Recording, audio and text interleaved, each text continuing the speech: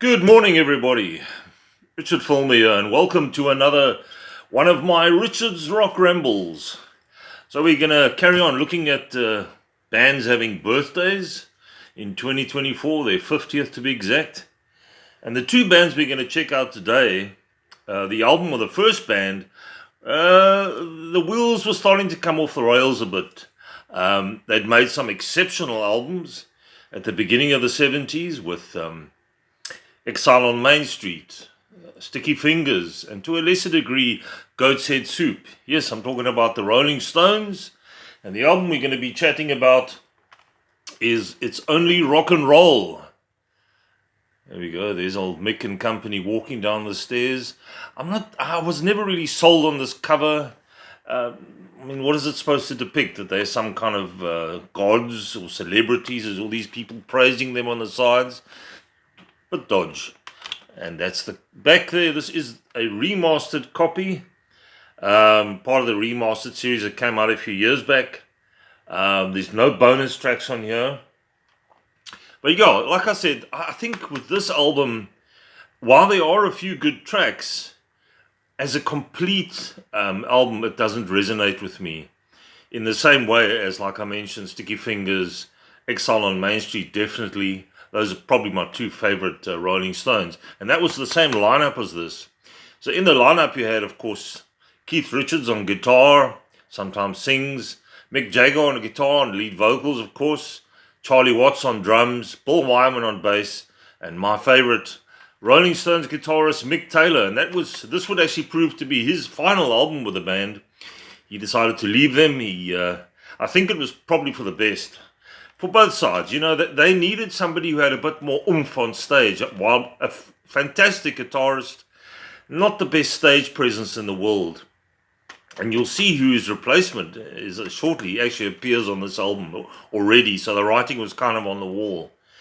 But yeah, Mick Taylor, I loved his style. Such a cool, mainly Les Paul player. Many years later, I think he appeared with them again, or he has appeared with them on a few occasions as a guest. But he got into all sorts of substances while he was with the Stones, and I think if he'd stayed on with them, who knows, he may have also gone down the loo, as they say. I think it was for his health that he left, and his own sanity probably. Part of the Rolling Stones, that's a whole different animal to be a part of, especially in the early 70s, when there was like party time, 24/7, no holes barred. Anyway, let's get on to the album. I just want to see if there's anything I can show you inside. This isn't, like I mentioned, a fantastic remastered. I think it has been done again. There's a picture of the band. So, who do we have? That's Billy Preston there, who appears as a guest on piano. He appeared with the Beatles as well on a few of their albums. So, quite a cool CV. So, you played with the Beatles and the Stones. I'm trying to think who else is in this photograph. This writing is incredibly small. Keith Harwood, Sir Billy Preston, Andy Johns. That's Andy Johns over there. He was the producer, part of the brother of another world famous producer, Glyn Johns. So let's see if I can read out who's here. Cast in order of appearance: Keith Richards, guitar, vocals, bass. So he played some bass on here as well. Mick Taylor, guitar, vocals, synthesizers, congas and bass, so he was quite busy on the album. Charlie Watts on drums, Mick Jagger, vocals, guitar, and like I said, Paul Wyman on bass and synthesizer as well. So synths were starting to come into the picture here in the early 70s. Billy Preston, piano, clavinet on tracks 1, 2, and 10. Nicky Hopkins, another, played for the Faces. Piano on tracks 4, 5, 6, 8, and 10. And Ian Stewart, good old Ian Stewart, the guy who, was kind of given the heave-ho in the Stones because apparently he didn't look cool enough. But an incredible keyboardist. I always felt a bit sorry for him for that. He's piano on tracks 3, 7, and 9. Roy Cooper on percussion. And then Blue Magic vocal backing on You Really Want to Be My Friend, and that's about it. And there's a couple of additional musicians: Kenny Jones, Willie Weeks, and here we go. Inspiration by Ron Wood, as he was known, Ronnie Wood. So with that name mentioned there, you can see they were leaning towards him. I think at that stage he was still part of the Faces with Rod Stewart and the rest of the guys. But yeah, they definitely had their eye on him. They liked his style, they liked his personality, and he would have, even then, they probably reckon he would have worked perfectly with Keith Richards in the partying side of things as well as the playing. And so it would happen that way. But as I said, last one with Mick Taylor. So the tracks, yeah, like I said, there's some good and some not so good. My favorite is actually the last track on here, which perhaps isn't the favorite of many. If You Can't Rock Me kicks things off. Standard Stones, 70s, some nice guitar work from Keith Richards. Ain't Too Proud to Beg, track 2. That's also, I think that became a minor hit off the album. Then it's the title track, It's Only Rock and Roll. Excuse me, I'm just going to have my morning coffee here. There we go. So glad that that's something which is not yet an illegal substance, because I'd be going out of my tree. Anyway, yeah, the title track I really dig. That became a pretty big hit for them. I think there was quite a cool music video back in the day, long before MTV, so it wasn't Raz and Pizzazz of the MTV, but, you know, Mick and company always like to be on, have a little bit of a video in the early days. Till the Next Goodbye is okay. Time Waits for No One. Luxury. Dance Little Sisters. Not too bad. Fairly upbeat track with some cool guitar. If You Really Want to Be My Friend. Short and Curlies. I'm sure we all know what the Short and Curlies are. And that's got some nice guitar work. And then my favorite track on here, which is all about spies and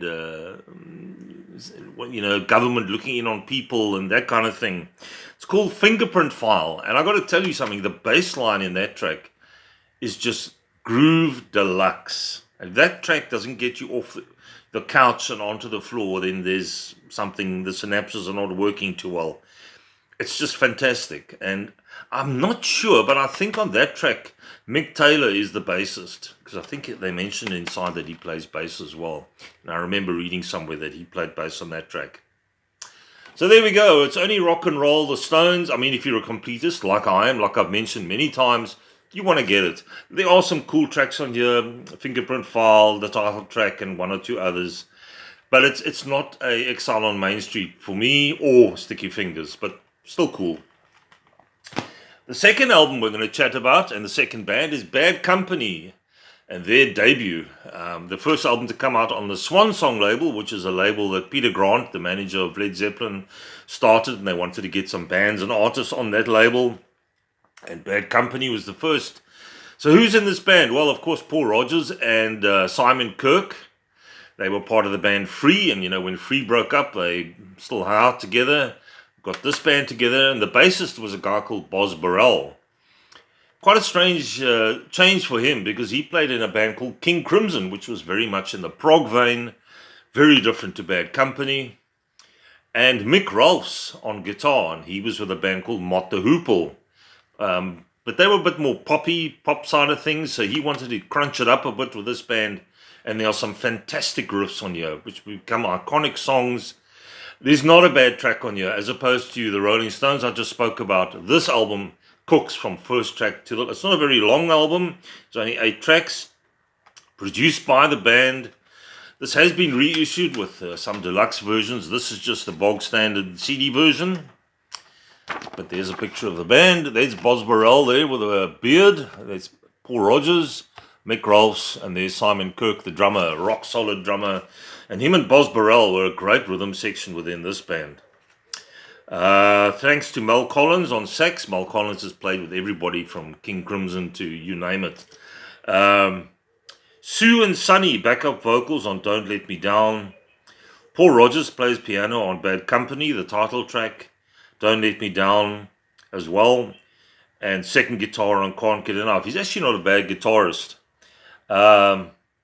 All the instruments on Seagull, Mick Rolfs keyboards on Ready for Love. So Paul Rodgers plays everything on Seagull, Mick Rolfs keyboards on Ready to Love. Recorded at Headley Grange, Hampshire, November 1973, and released, I'll give you the date it was released, 24th of May in 1974. By the way, the Rolling Stones was released on the 18th of October, so that was a bit later in the year. And there you can see the famous, I don't know, it's very small, the Swan Song label down the bottom there. So let's get through the tracks. And like I mentioned, this is a keeper, this album. A must-have for anybody who's into decent melodic hard rock. Can't get enough. What a song to start off an album, with a great riff from Mick Ralphs, and of course the top-class singing from Paul Rodgers. You know, he's one of my favorite rock vocalists from the 70s.